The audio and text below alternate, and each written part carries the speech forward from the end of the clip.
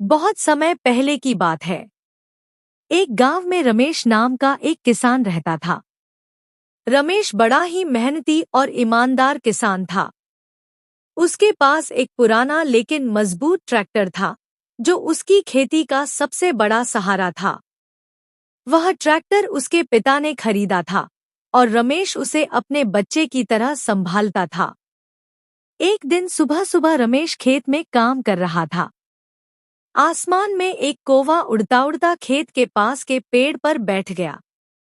वो कौवा बहुत बुद्धिमान था और उसका नाम था कालू। कालू अक्सर रमेश को खेत में काम करते देखता और सोचता, कितनी मेहनत करता है ये इंसान।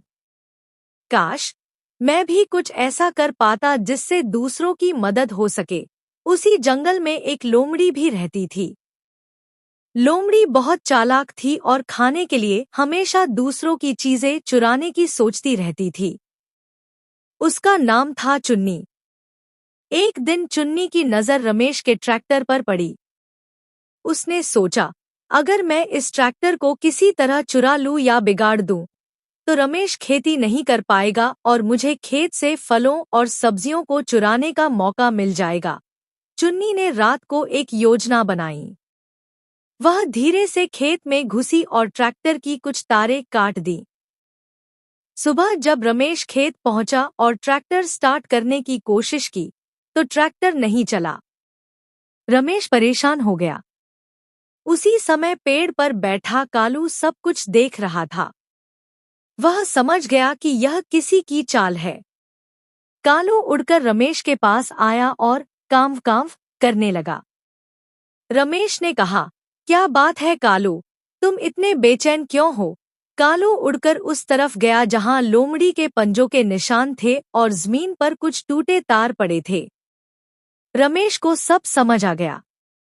वह बोला, ओह, लगता है किसी ने मेरे ट्रैक्टर के साथ छेड़छाड़ की है।